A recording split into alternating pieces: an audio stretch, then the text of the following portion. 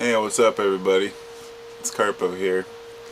I'm trying this on a different camera. Got my Sony set up, so I'm going to see how this works out.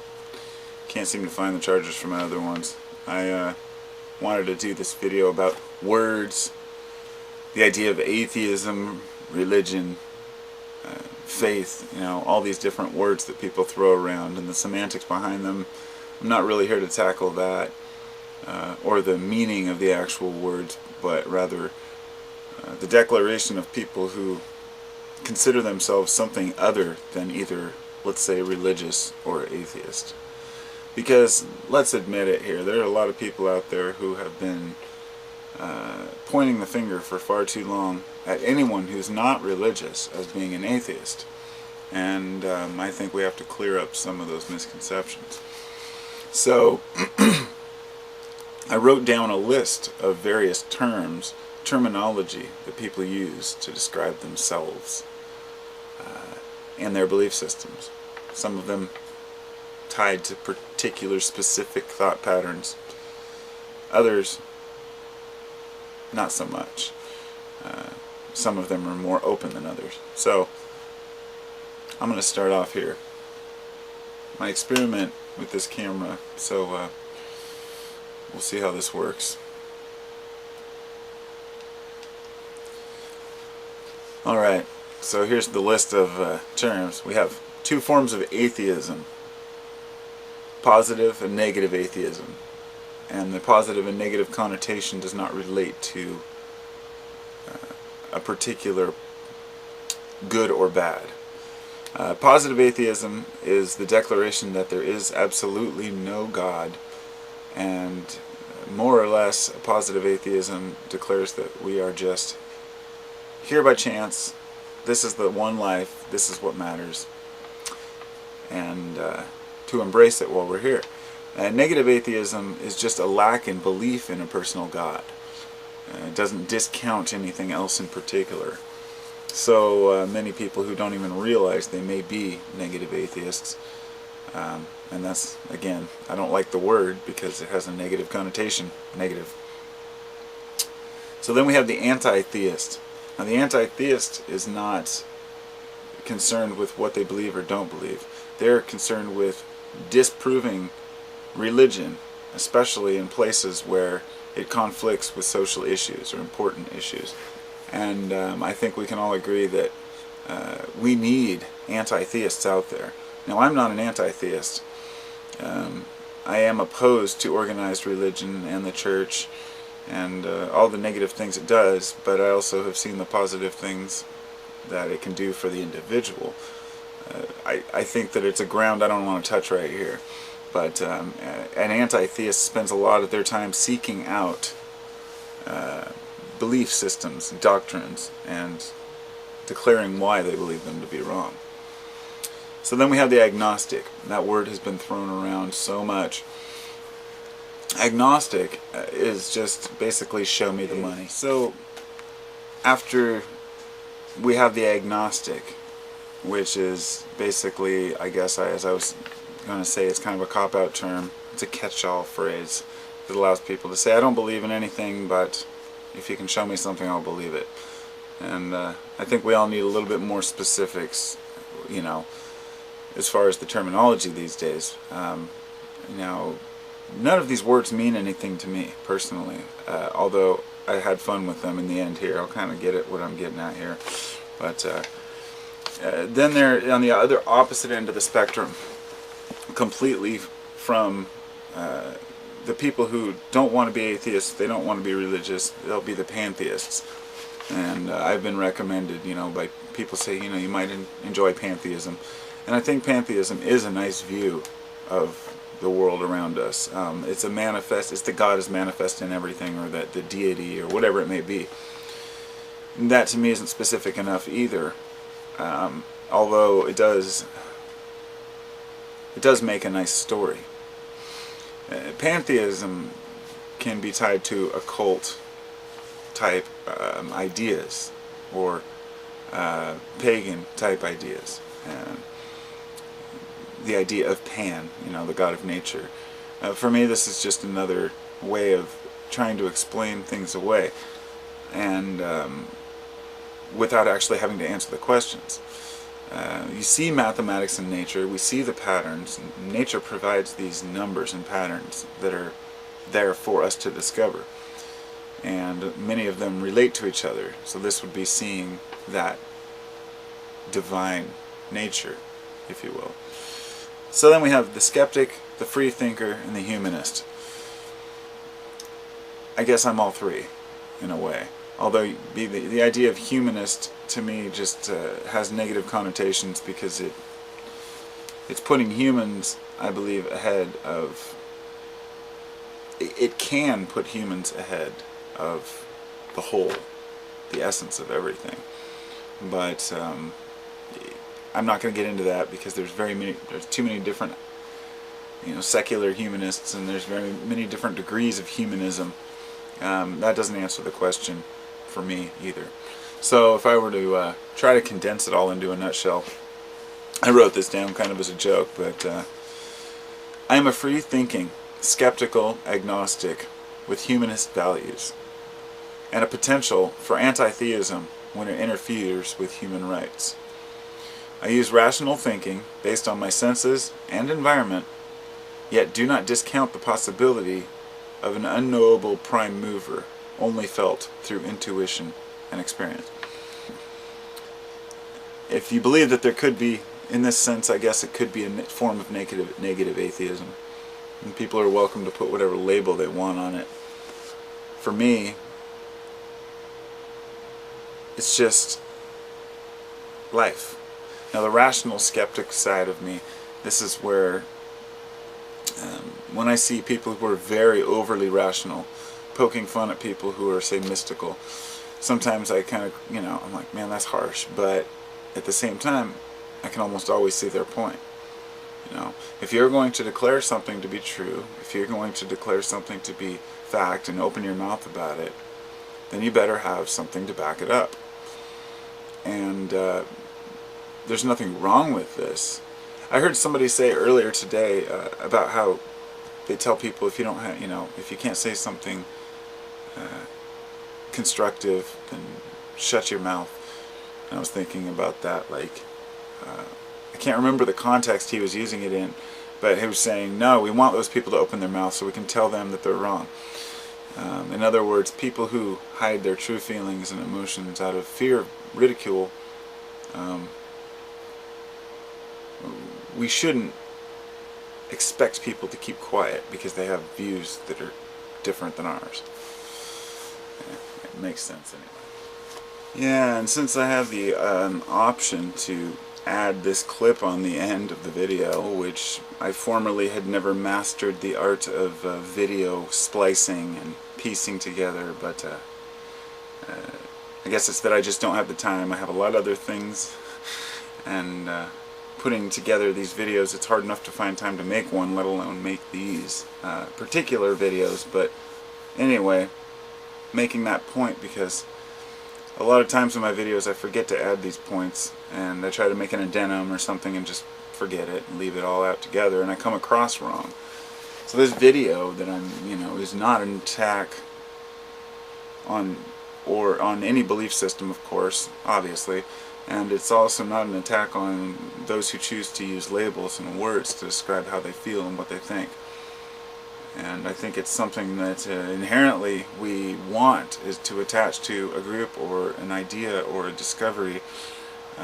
But for me personally, the reason, as far as, let me bring out the part where I mentioned that sometimes I can be an anti-theist, and it's very difficult for Christians, let's say, to grasp and understand the fact that a person can be an anti-theist and still respect Christians.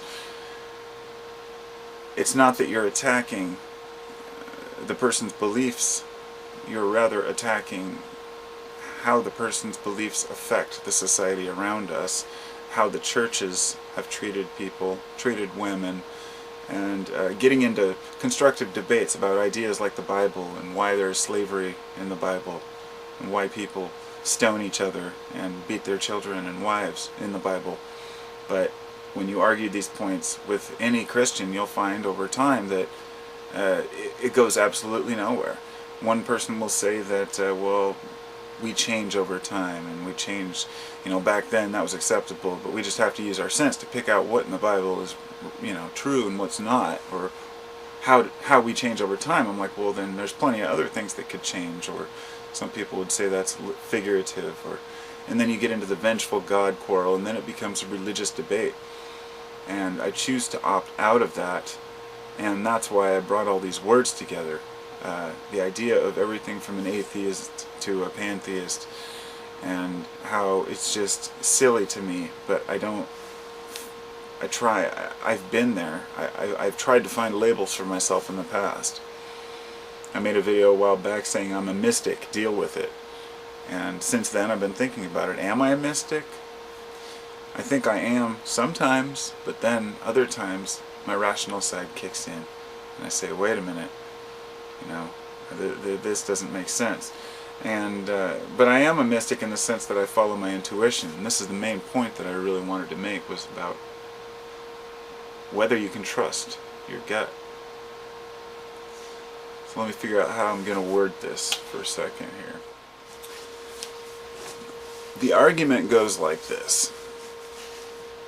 Many people believe that you can trust in your senses, that you can believe what you can see, and you can believe what you can taste, what you can touch, what you can hear, what you can smell. We know that smells can be deceiving. Our noses can smell something like a skunk and think that it's cannabis, or vice versa. Also, our hearing can be deceiving. We can hear something and think it's something that it's not, which is usually based on an experience that we've had previously with a sound. Otherwise, we wouldn't be able to associate it with anything. Sometimes they're scary. Sometimes they're funny. With our feel, we can touch things, but we can't necessarily determine exactly what they are. It could be slimy. Doesn't mean it's a particular type of slime. It could be, you get my point. With our sight, I think that is the one sense that we really give the most credit to and respect it, as if sight is infallible.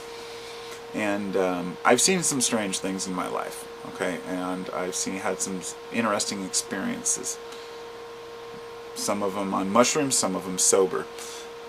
That's the point, is many of them have been sober, and I've seen how a person can see something that's not there. Now, by analyzing it, this is when I use my rational side. I look at the situation and say, okay, why would I see this? Is it something that I've been researching? Is it something that I've been interested in lately? And therefore, if it is it something that I'm manifesting just by considering it? Or is it something that's a figment of my imagination? And I'll be told sometimes, you're over analytical, you're thinking it over too much, it is what it is. For me, that's just not how life is.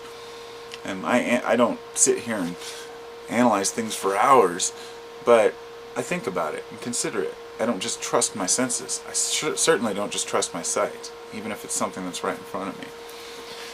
Now, when it comes down to your basic senses, we use that as evidence for things that we believe exist. Even if you believe that, let's say you're a Christian, and you believe the Bible's true, you believe it either because you read it, which is using your sight, or because you heard it from someone else, which is hearing. My point being that we're using our senses to obtain information. Now, with all these, we also determine what we think is soft and nice and what types of fabrics we like. Now let's take this sixth sense, this sense that, is often scoffed at, sense of intuition, awareness, internal awareness. I mean, is this sense any less real than any of the other ones?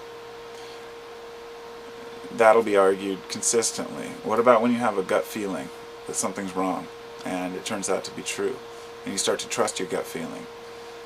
Cops have it all the time. You hear all kinds of stories about gut feelings and how they saved someone. And that right there is such a small piece of evidence, but it proves so much. It says so much. So people get into all types of these philosophical debates about intuition, gut feeling, and what's real and what's not real, and these ideas of illusion, and try to put labels on everything. And I'm looking, and I'm watching people, and seeing where their intuition and ideas lead them, and seeing some amazing things happen with people who are willing to trust their gut instinct and just follow their hearts. And we could get into a debate about, the neurons and the neural networks within the heart that they found at first I thought it was brain cells, but I guess it's apparently neurons in the heart, which all organs probably contain neural networks of some sort. But really that's irrelevant, the point being that all organs communicate at light speed with all other organs, that we are photonic creatures of light. We do have light bodies.